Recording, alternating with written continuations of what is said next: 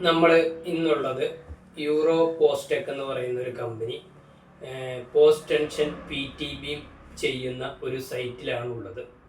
അപ്പോൾ അതിൻ്റെ എങ്ങനെയാണ് ആ പോസ്റ്റ് ടെൻഷൻ ബീം നമ്മൾ സ്ട്രെസ് ചെയ്യുക, കോൺക്രീറ്റ് കഴിയുമ്പോൾ സ്ട്രെസ് ചെയ്യുക എന്നുള്ള ഒരു വീഡിയോയുമായിട്ടാണ് നമ്മൾ ഇന്നിപ്പോൾ വന്നിരിക്കുന്നത്. അപ്പോൾ അതിൻ്റെ തുടക്കം മുതലുള്ള ഓരോ സ്റ്റേജുകളും ഞാൻ നിങ്ങൾക്ക് എക്സ്പ്ലെയിൻ ചെയ്തു തരുന്നതായിരിക്കും. അതായത് ഷട്ടറിങ്, GI ഡക്റ്റ് പിടിപ്പിക്കുന്നത്, അതുപോലെ തന്നെ ടാൻഡം ബാർ പിടിപ്പിക്കുന്നത്, സ്ട്രെസ് ചെയ്യുന്നത്, കോൺക്രീറ്റ് ചെയ്യുന്നത് എല്ലാം ഈ വീഡിയോയിൽ ഞാൻ ഉൾപ്പെടുത്തിയിട്ടുണ്ട്. അപ്പോൾ ഇത് ഇഷ്ടപ്പെടുകയാണെന്നുണ്ടെങ്കിൽ ഈ വീഡിയോ ഒന്ന് മറ്റുള്ള എൻജിനീയേഴ്സിനകത്തേക്ക് ഷെയർ ചെയ്യുകയും ചെയ്യണം, എന്നെ ഒന്ന് സപ്പോർട്ട് ചെയ്യുകയും ചെയ്യണം. Okay, thank you. വീഡിയോയിലേക്ക് കടക്കാം. നമ്മളിന്ന് ഈ കാണുന്നത് ഒരു പോസ്റ്റ് ടെൻഷൻ ബീം ഷട്ടറിങ് ആണ്. അപ്പോൾ നല്ല ഒരു ക്വാളിറ്റി ഷട്ടറിങ് ആണ് നമ്മളിവിടെ ചെയ്തിരിക്കുന്നത്. നിങ്ങൾക്ക് നോക്കിയാൽ മനസ്സിലാവും. അതായത് കോൺക്രീറ്റിന് ശേഷം ടെൻഷൻ ചെയ്യാൻ വേണ്ടിയിട്ടാണ് നമ്മൾ PTC ലാബിൻ്റെ ഒരു ഡിസൈനാണ്. ഓക്കെ, എന്തൊരു രസമാണെന്ന് നോക്കി നിങ്ങൾ. അതായത് 15 മീറ്റർ എൻഡിലൊരു ബീം, 10 മീറ്റർ ക്യാൻറ്റിലിവറായിട്ടൊരു PT ബീം, അതിൻ്റെ ഷട്ടറിങ് വർക്കാണ് നിങ്ങളിപ്പോൾ ഈ കണ്ടുകൊണ്ടിരിക്കുന്നത്. വളരെ പെർഫെക്റ്റായിട്ടും നീറ്റായിട്ടും ക്വാളിറ്റിയിലും ഇത്ര ഒരു ഡീറ്റെയിലിങ് ഞാൻ ഇതുവരെ കണ്ടിട്ടില്ല. ഓക്കെ, ഇനി ഇതിൻ്റെ അടുത്ത പ്രോസസ്സ്, ഓരോ പ്രോസസ്സുകളിൽ ഞാനിത് ഓരോന്ന് കാണിച്ചു തരാം നിങ്ങൾ ഡീറ്റെയിൽഡായിട്ട്. അതിൻ്റെ ഡക്റ്റിങ്, ടെൻഡൻ ഇൻസേർട്ട്, കണക്റ്റർ, ഇതിപ്പോൾ ഒരു ഷട്ടറിങ് മാത്രമാണ് ഇപ്പോൾ ഞാൻ ഈ കാണിക്കുന്നത് അതിന് വേണ്ടിയിട്ടുള്ള. അതായത് 10 മീറ്റർ ക്യാൻറ്റിലിവറും 15 മീറ്ററിലുള്ള എഡ്ജ് ബീമും, അതിൻ്റെ വിഡ്ത്ത് 1 മീറ്ററോളം ഉണ്ട് ആ ബീമിൻ്റെ, PT ബീമിൻ്റെ വിഡ്ത്ത്, ഡെപ്ത് 80 സെൻറ്റിമീറ്റർ. നമ്മളിതിൽ PT ബീം കൊടുത്തിരിക്കുന്നത് എന്തിനാണെന്ന് വെച്ച് കഴിഞ്ഞിട്ടുണ്ടെങ്കിൽ തന്നെ അതിൻ്റെ ആ റൂമിൻ്റെ ബീം ഡെപ്ത് കുറക്കാൻ വേണ്ടിയിട്ടാണ്, അങ്ങനെ ഹൈറ്റ് കൂടുതൽ കിട്ടാൻ വേണ്ടിയിട്ടാണ്. അപ്പോൾ അതിനകത്ത് കുറേ സാധനങ്ങളുണ്ട്. ഇനി ഡക്റ്റ് ഉണ്ട്, ടെൻഡൻ ബാർ ഉണ്ട്, കണക്ടർ ഉണ്ട്. അതെല്ലാം ഞാൻ നിങ്ങളെ 1 by 1 ആയിട്ട് ഞാൻ കാണിച്ചു തരാം, എല്ലാം ക്ലിയർ ആയിട്ട്. ഇതിപ്പോൾ അതിൻ്റെ എഡ്ജിൽ ഇത് കണ്ടത് ഇങ്ങനെ വൈഡൻ ചെയ്ത് കൊടുത്തേക്കണമെന്ന് പറഞ്ഞാൽ സ്ട്രെസ് ചെയ്യാൻ വേണ്ടിയിട്ടാണ്. കുളത്തിൽ നമുക്ക് സ്ട്രെസ് ചെയ്യാൻ പറ്റില്ല. ഇനി സ്റ്റീൽ വർക്കാണ്. സ്റ്റീൽ വർക്ക് എന്ന് പറഞ്ഞു കഴിഞ്ഞിട്ടുണ്ടെങ്കിൽ നമ്മൾ ഡിസൈൻ പ്രകാരമുള്ള സ്റ്റീൽ വർക്കാണ്. ഇതിനകത്ത് ഇപ്പോൾ ഡിസൈൻ പ്രകാരം പിന്നെ ടോപ്പിൽ 6 ലെയർ 25-ൻ്റെ റീൻഫോഴ്സ്മെൻറ്റ് 2 ലെയറായിട്ടാണ് ചെയ്തേക്കണം. അതായത് 6 കമ്പികൾ 2 ലെയറായിട്ട് ടോപ്പിലിട്ടിരിക്കും. അതേപോലെ തന്നെ ബോട്ടത്തിലും 6 25-ൻ്റെ കമ്പിയാണ് നമ്മൾ ഇട്ടിരിക്കുന്നത്. കാരണം എന്താ വെച്ച് കഴിഞ്ഞാൽ ഇത് 10 മീറ്റർ ക്യാൻറ്റിലിവറാണ്, PT ബീമാണെന്ന് പറഞ്ഞിട്ട് കാര്യമില്ല. ആ PT ബീം തന്നെ എന്തെങ്കിലും ഒരു ഇതായാൽ ഈ ഒറിജിനൽ ഡിസൈൻ്റെ അകത്ത് അത് നിൽക്കണം സംഭവം. ആ റീൻഫോഴ്സ്മെൻറ്റ് ഒരു കാരണവശാലും കുറഞ്ഞു പോകാൻ പാടില്ല. അപ്പോൾ അത്രയും കെയർഫുള്ളായിട്ടാണ് അത് ഡിസൈൻ, ഓവർ ഡിസൈനാണ് ശരിക്കും പറഞ്ഞു കഴിഞ്ഞിട്ടുണ്ടെങ്കിൽ. അപ്പോൾ അതുപോലെ തന്നെ അതിൻ്റെ സ്റ്റിറപ്സ്, 4 ലെഗ്ഡ് സ്റ്റിറപ്സ് നമ്മൾ 10-ൻ്റെ റീൻഫോഴ്സ്മെൻറ്റാണ്. ഇതിൽ ഒരു ബീമാണ് ഞാനിപ്പോൾ സ്പെസിഫൈ ചെയ്ത് പറയുന്നുള്ളതെന്നുണ്ടെങ്കിൽ അതിനകത്ത് 3-4 PT ബീമുകളുണ്ട്. X ഡയറക്ഷനിലും Y ഡയറക്ഷനിലും ഒക്കെ ഉണ്ട് അതിൻ്റെ അകത്ത്. ഞാൻ ഒരെണ്ണം മാത്രമാണ് നിങ്ങളോട് ഇതിനകത്ത് ഇപ്പോൾ സ്പെസിഫൈ ചെയ്ത് പറയണം. 10 മീറ്റർ ക്യാൻറ്റിലിവർ ഉള്ളതിനെ കുറിച്ചാണ് ഞാനീ പറയുന്നത്. പക്ഷേ അതിനകത്ത് ചെറിയ PT ബീമുകളും ഉണ്ട്. അതുകൊണ്ട് വളരെ ക്ലിയറായിട്ടാണ് റീൻഫോഴ്സ്മെൻറ്റ് വർക്കൊക്കെ നമ്മളവിടെ ചെയ്തിരിക്കുന്നത്. അപ്പോൾ അതിനകത്ത് നോക്കിയാൽ മനസ്സിലാവും, വീഡിയോയിൽ നോക്കിയാൽ നിങ്ങൾക്ക് കാണാൻ പറ്റും. സ്റ്റിറപ്പുകളാണെങ്കിലും മെയിൻ റാഡുകൾ ബൈൻഡ് ചെയ്തേക്കാണെങ്കിലും അതിന് ഉപയോഗിക്കുന്ന ബാക്കിയുള്ള നമ്മളിവിടെ കാണിക്കുന്നത് ഡക്റ്റാണ്. അതായത് ടാൻഡം ബാർ സ്ട്രെസ് ചെയ്യാനുള്ള ഡക്റ്റാണ്. അത് 2 ടൈപ്പ് നമ്മൾ നോർമലി യൂസ് ചെയ്യാറുണ്ട്. ഒന്ന് GI ഡക്റ്റും യൂസ് ചെയ്യാറുണ്ട്, ഒന്ന് PVC ഉണ്ട്. നമ്മളിവിടെ GI ഡക്റ്റാണ് ഇപ്പോൾ ഇവിടുത്തെ വർക്കിന് നമ്മൾ യൂസ് ചെയ്തിരിക്കുന്നത്. ഈ ഡക്റ്റിനകത്തു കൂടിയാണ് ടാൻഡം ബാർ കടത്തി വിട്ടിട്ട് നമ്മൾ കോൺക്രീറ്റ് കഴിയുമ്പോഴത്തേക്ക് സ്ട്രെസ് ചെയ്യണത്. അപ്പോൾ ഇത് അതിൻ്റെ ആങ്കറാണ്. ഈ ആങ്കർ എന്ന് പറയുന്നത് സ്ട്രെസ് ചെയ്യാനുള്ള പോയിൻ്റാണ്.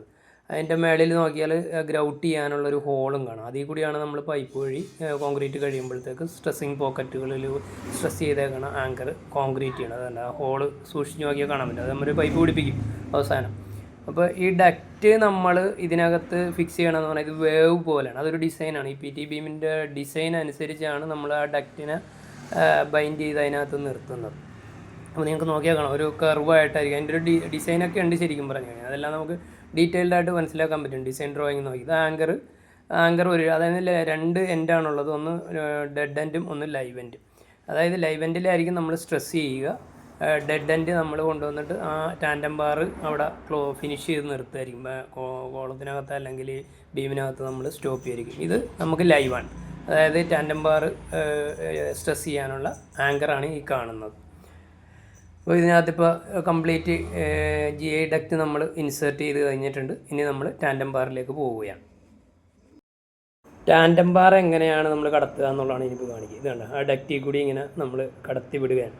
ഇതിൻ്റെ ഡെഡ് എൻഡാണ്. കണ്ട, ഒരു ഡെഡ് എൻഡ് നോക്കിയാൽ അറിയാം. അവിടെ ഒരു സ്പെഷ്യൽ ടൈപ്പിലാണ് ആ ടാൻഡം ബാർ നമ്മൾ ഡെവലപ്പ് ചെയ്ത് വെച്ചേക്കണത്. അതായത് ഇങ്ങനെ ട്രയാങ്കിളായിട്ട് ഊരിപ്പോകാത്ത വിധത്തിലായിരിക്കും അത് വെച്ചിരിക്കുന്നത്. അപ്പുറത്തെ സൈഡ് ലൈവ് എൻഡും അത് പോകാത്ത വിധത്തിലായിരിക്കും നമ്മളതിനെ കണക്ട് ചെയ്ത് വെച്ചിരിക്കുക. ഇപ്പോൾ ഇത് ലൈവായിട്ടുള്ള ആങ്കറിൻ്റെ അവിടെ കൂടി തുളച്ച് നമ്മൾ ലൈവായിട്ട് സ്ട്രെസ് ചെയ്യാനുള്ള ടാൻഡം ബാറാണ് ഈ പുറത്തേക്ക് ചാടിച്ചിട്ടിരിക്കുന്നത്. ഇതിലായിരിക്കും നമ്മൾ സ്ട്രെസ് ചെയ്യുക. അപ്പോൾ ആ കണക്റ്റാണ് ആദ്യം കണ്ടത്. നമ്മൾ ഡെഡ് എൻഡാണ്, അവിടെ ഒരു സ്പെഷ്യൽ ടൈപ്പിലായിരിക്കും അത് നിർത്തി വെച്ചിരിക്കുന്നത്. ഇതിപ്പോൾ ആങ്കറിൽ കൂടി നമ്മളവിടെ തെർമോക്കോളിൽ കൂടി പുറത്തേക്ക് ചാടി വെച്ചേക്കാണ്. ഇത് നമ്മൾ കോൺക്രീറ്റ് കഴിയുമ്പോഴായിരിക്കും നമ്മളവിടെ സ്ട്രെസ് ചെയ്യുക, അവിടെ കൂടി ആയിരിക്കും സ്ട്രെസ് ചെയ്യുക. ഇപ്പോൾ എല്ലാ പ്രോസസ്സും കഴിഞ്ഞു. ഇപ്പോൾ നമ്മൾ ബീം റീൻഫോഴ്സ്മെൻ്റ് എല്ലാം കെട്ടിക്കഴിഞ്ഞു. അതുപോലെ തന്നെ ഗ്രൗട്ട് ചെയ്യാനുള്ള പൈപ്പുകൾ പിടിപ്പിച്ച് കഴിഞ്ഞു. അതായത് സ്ട്രെസ് ചെയ്യണതിൻ്റെ സൈഡിലുള്ള പൈപ്പുകൾ ലൈവ് ആയിട്ടുള്ള ലൊക്കേഷനിലാണ് ഇപ്പോൾ ഇന്ന് കാണുന്നത്. ഡക്റ്റുകളെല്ലാം പ്രോപ്പറായിട്ട് പ്ലേസ് ചെയ്ത് കഴിഞ്ഞു. അതിനകത്തുകൂടി ടാൻഡം ബാറുകളെല്ലാം പ്ലേസ് ചെയ്ത് കഴിഞ്ഞു.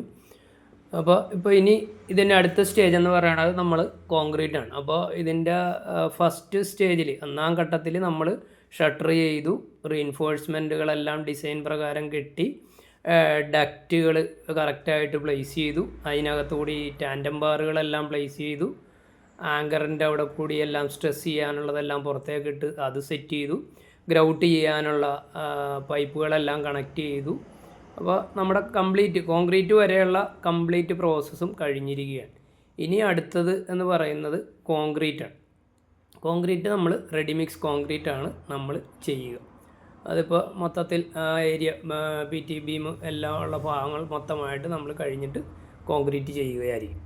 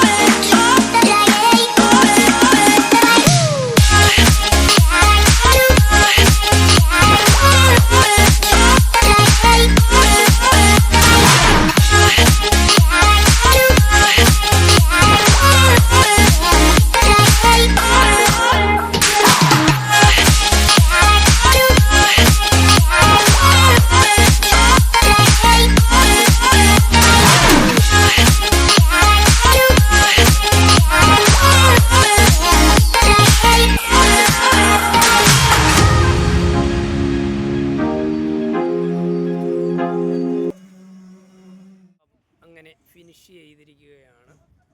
കാണുന്ന നമ്മൾ ക്യൂറിങ് ഓൾറെഡി സ്റ്റാർട്ട് ചെയ്ത് കഴിഞ്ഞു.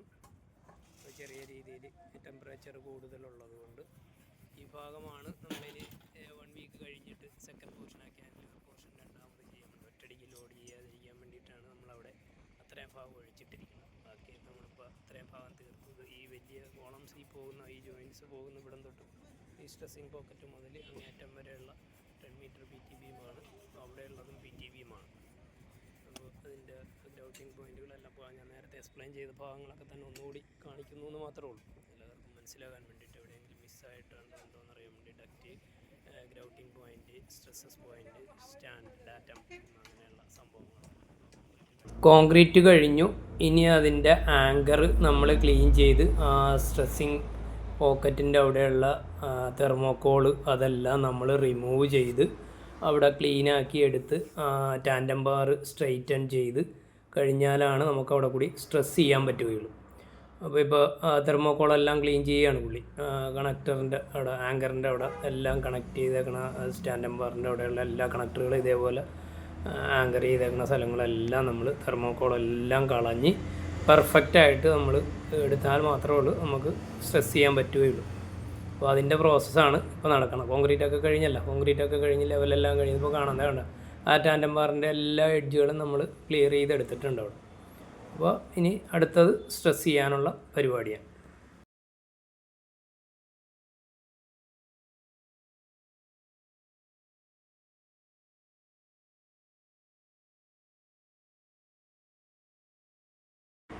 ഇനി നമ്മൾ സ്ട്രെസ്സിങ് ചെയ്യാനുള്ള പരിപാടി തുടങ്ങാൻ പോവുകയാണ്. സ്ട്രെസ്സിങ് ചെയ്യണമെന്ന് പറഞ്ഞാൽ ഹൈഡ്രോളിക് ജാക്കാണ് നമ്മൾ യൂസ് ചെയ്യുക. ഇതുപോലുള്ള ഒരു സ്ട്രെസ് ചെയ്യണ ഭാഗത്ത് ഘടിപ്പിക്കുന്ന ഒരു യൂണിറ്റ് ഉണ്ട്. അതുപോലെ തന്നെ ഒരു ഹൈഡ്രോളിക് മെഷീൻ, ഹൈഡ്രോളിക് ജാക്കിയും ഉണ്ട് അപ്പുറത്ത്. ഇലക്ട്രിക്കിൽ വർക്ക് ചെയ്യുന്ന ഒരു ഹൈഡ്രോളിക് ജാക്കിയും ഉണ്ട്. അതിലേക്ക് നമ്മൾ പോകുന്നതിന് മുമ്പ് ഈ സ്ട്രെസ്സിങ് ടാൻഡം ബാറിൽ ഇതുപോലെ നമ്മൾ കണക്ട് ചെയ്യും. ഇത് ഇങ്ങനെ ഊരിയെടുത്തിട്ട് അതിനകത്തേക്ക് നമ്മൾ കണക്ട് ചെയ്ത് കഴിഞ്ഞാൽ പ്രഷർ കൊടുക്കുമ്പോഴത്തേക്കും ഇത് ഓട്ടോമാറ്റിക്കലി ആ ടാൻഡം ബാർ സ്ട്രെസ്സാവും. ടാൻഡം ബാർ സ്ട്രെസ്സായി കഴിയുമ്പോഴത്തേക്കും നമുക്കിവിടെ റീഡിങ് കാണിക്കും. നമ്മൾ ഇതിൻ്റെ ഡയൽ ഗേജിൻ്റെ ഇതും അതുപോലെ തന്നെ ഇതിൻ്റെ റാം ഏരിയയൊക്കെ വെച്ചിട്ടൊരു കാൽക്കുലേഷൻ ഉണ്ട്. എത്ര പ്രഷർ കൊടുക്കാൻ പറ്റും, ഇതിൽ എത്ര പ്രഷറാണ് കൊടുക്കേണ്ടതെന്നുള്ളതൊക്കെ ഡിസൈൻ ഉണ്ടാവും. ആ ഡിസൈനൊക്കെ നമ്മൾ ഡിസൈൻ പാർട്ടിലാണ് വരിക, ഫീൽഡിലല്ല വരിക.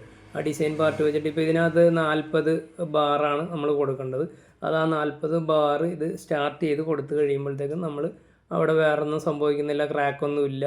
അത് കറക്റ്റായിട്ട് ആ സ്റ്റഡി ആയിട്ടൊരു 1 മിനിറ്റ് 2 മിനിറ്റ് നോക്കും നമ്മൾ ആ ബാറിൽ അവിടെ കറക്റ്റായിട്ട് നിൽക്കുന്നുണ്ടാകുന്നുള്ളൂ. അങ്ങനെ നിന്നിട്ടുണ്ടെങ്കിൽ അത് സ്ട്രെസ്സിങ് കറക്റ്റായി, വേറെ പ്രശ്നമൊന്നുമില്ല, റാഡ് ബ്രേക്ക് ആയിട്ടില്ല എന്ന്. അപ്പോൾ അത് കഴിഞ്ഞാൽ ബ്രേക്ക് ആയിട്ടില്ലെന്നുണ്ടെങ്കിൽ ഓക്കെയാണ്. അപ്പോൾ അങ്ങനെ ഓരോ ലൈവ് എൻഡിലും നമ്മൾ ഇതേപോലെ ഇതിനെ ഈ ഹൈഡ്രോളിക് മെഷീൻ വെച്ചിട്ട് സ്ട്രെസ് ചെയ്ത് എല്ലാം കറക്റ്റ് ചെയ്യും. അപ്പോൾ അതിൻ്റെ വാല്യൂ എല്ലാം കറക്റ്റാണോ എന്നുള്ളത് ആ റീഡിങ്സൊക്കെ അവരെടുത്തതിന് ശേഷം ഫീൽഡ് ഒബ്സർവേഷൻ എല്ലാം കഴിഞ്ഞിട്ട് അവർ ഓഫീസിലിരുന്നുകൊണ്ടാണ് അതിൻ്റെ ബാക്കിയുള്ള ഡിസൈൻ പാരാമീറ്റേഴ്സൊക്കെ വെച്ചിട്ട് സ്ട്രെസ്സിങ് പ്രോപ്പറായി, അതിന് ഫെയിലിയർ ഇല്ല എന്നുള്ളത് അവർ നമുക്ക് റിപ്പോർട്ട് തിരിച്ചു തരും. അങ്ങനെ നമ്മളതെല്ലാം കഴിയും. അതെല്ലാം കഴിഞ്ഞിട്ടാണ് പിന്നെ ആ സ്ട്രെസ്സിങ് ഒക്കെ കഴിഞ്ഞിട്ട് നമ്മൾ ഗ്രൗട്ടിങ് ഒക്കെ ചെയ്ത് ആ റാഡും എല്ലാം കട്ട് ചെയ്ത് കളഞ്ഞ് നമ്മൾ ആസ് യൂഷ്വൽ എല്ലാം കഴിയും. അപ്പോൾ ഇങ്ങനെ ഇതിൻ്റെ എല്ലാ പ്രോസസ്സും നമ്മൾ വളരെ പെർഫെക്റ്റ് ആയിട്ടും നല്ല ക്വാളിറ്റിയോടും നല്ല ഒരു ക്ലാരിറ്റിയോടു കൂടിയാണ് ഇവർ ചെയ്തിരിക്കുന്നത്.